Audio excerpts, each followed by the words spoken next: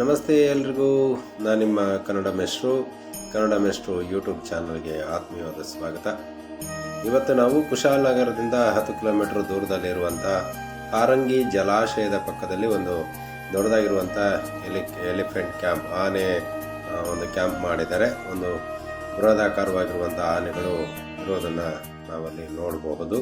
ನಮ್ಮ ಶಾಲಾ ಮಕ್ಕಳನ್ನು ನಾವು ಟ್ರೆಕ್ಕಿಂಗ್ ಅಂತ ಹೇಳಿ ಕರ್ಕೊಂಡು ಹೋಗಿದ್ವಿ. ಟ್ರೆಕ್ಕಿಂಗ್ ಅಂತ ಕರ್ಕೊಂಡು ಹೋಗುವ ಸಂದರ್ಭದಲ್ಲಿ ಅಲ್ಲಿ ಆನೆಗಳ ಕ್ಯಾಂಪ್ ಇದೆ ಅಂತ ಗೊತ್ತಾದ ತಕ್ಷಣ ಮತ್ತೆ ನಾವು ಅಲ್ಲಿಗೆ ಹೋಗಿ ನಿಜವಾಗ್ಲೂ ಆನೆಗಳನ್ನು ಹತ್ತಿರದಿಂದ ನೋಡುವಂಥ ಒಂದು ಸುವರ್ಣ ಅವಕಾಶ ನಮಗೆ ಸಿಕ್ತು. ಮುಟ್ಟಿ ಅವುಗಳ ಸ್ಪರ್ಶವನ್ನು ಪಡೆದು ನಾವು ಕೂಡ ಬಹಳ ಖುಷಿಯಾದ್ವಿ.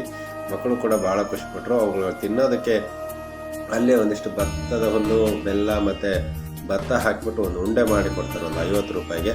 ಅದನ್ನ ಇಸ್ಕೊಂಡ್ಬಿಟ್ಟು ಆನೆಗಳಿಗೆ ನಾವು ಕೊಟ್ಟು ಬಹಳ ಖುಷಿಯನ್ನು ಪಟ್ವಿ. ಮಕ್ಕಳು ಸಹ ಅಲ್ಲಿ ಆನೆಗಳನ್ನು ನೋಡಿ ಬಹಳ ಖುಷಿಪಟ್ಟರು. ಕಾಡಿನಲ್ಲಿ ಆನೆಗಳನ್ನು ನೋಡಿರ್ತೀವಿ, ಭಾಳ ಹತ್ತಿರದಿಂದ ದಸರಾ ಸಂದರ್ಭದಲ್ಲಿ ಆನೆಗಳನ್ನು ನೋಡಿರ್ತೀವಿ. ಇದರಲ್ಲಿ ಒಂದು ಆನೆ ದಸರಾಕ್ಕೆ ಹೋಗಿತ್ತು ಅಂಥೇಳಿ ನಮಗೆ ಸೊಂಡಿಲನ್ನು ಮುಟ್ಟಿ ನಮಸ್ಕಾರ ಮಾಡುವಂಥ ಭಾಗ್ಯವನ್ನು ಅದನ್ನು ಕೊಡ್ತು. ಎಲ್ಲ ಮಕ್ಕಳು ಕೂಡ ಅಲ್ಲಿರುವಂಥ ಆನೆಗಳಿಗೆ ಆಹಾರ ಕೊಡೋದಕ್ಕೆ ಏನು ಖುಷಿಪಟ್ಟರು. ನಾವು ಕೂಡ ಅವುಗಳಿಗೆ ಆಹಾರ ಕೊಟ್ಟು ಖುಷಿ ಕೂಡ ಪಟ್ವಿ. 4 ಆನೆಗಳು ಅಲ್ಲಿದ್ವು. ಅದರಲ್ಲಿ ಒಂದು ಆನೆ ಮಾತ್ರ ಕಾಣ್ತದಲ್ಲ, ಈ ಆಗಿತ್ತು, ಚೆನ್ನಾಗಿತ್ತು. ಉಳಿದೆರಡು ಒಂದು ಆನೆಗೆ ಒಂದು ದಂತ ಇರಲಿಲ್ಲ, ಒಂದು ಸ್ವಲ್ಪ ಏನೋ ಅನಾರೋಗ್ಯದಿಂದ ಬಳಲ್ತ ಇದ್ದೇನೋ. ಅಲ್ಲಿರುವಂಥ ಮಾವುತಗರು ಆನೆಗಳನ್ನು ಮುಟ್ಲಿಕ್ಕೆ ಅಥವಾ ಆನೆಗಳಿಗೆ ಆಹಾರ ಕೊಡಲಿಕ್ಕೆ ಒಂದಿಷ್ಟು ಸಲಹೆ ಸೂಚನೆ ಕೊಟ್ಟು ಆ ಪ್ರಕಾರ ಆನೆಗಳಿಗೆ ನಾವು ಆಹಾರ ಕೊಡಿ. ನಾವು ಖುಷಿ. ಮಕ್ಕಳು ಸಹ ಎಷ್ಟು ಚೆನ್ನಾಗಿ ನೇರವಾಗಿ ನೋಡೋದಕ್ಕಿಂತ ಇಲ್ಲಿ ಹತ್ತಿರದಿಂದ ನೋಡಬೇಕಲ್ಲ ಅಂಥೇಳಿ ಒಂದಿಷ್ಟು ಖುಷಿ ಸಂತೋಷ ನಮಗೂ ಕೂಡ ಆಯಿತು.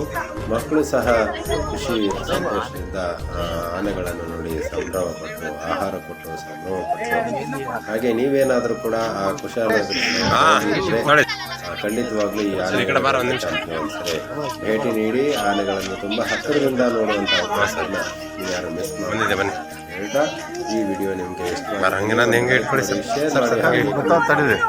ಯಾರೆಲ್ಲೋ ಈ ವಿಡಿಯೋನ ಯೂಟ್ಯೂಬಲ್ಲಿ ನೋಡ್ತಿದ್ರಿ, ಸಬ್ಸ್ಕ್ರೈಬ್ ಮಾಡ್ಕೊಳ್ಳೋದನ್ನ ಮರಿಬೇಡಿ. ಫೇಸ್ಬುಕ್ಕಲ್ಲಿ ನೋಡ್ತಿದ್ರಿ, ಮರಿಬೇಡಿ ಅಂತ ಹೇಳ್ತಾ ಅಲ್ಲಿ ಕೊಡ್ತೀನಿ. ಜೈ ಕರ್ನಾಟಕ ಮತ್ತೆ ನಾನು ನಿಮ್ಮ ಕನ್ನಡ.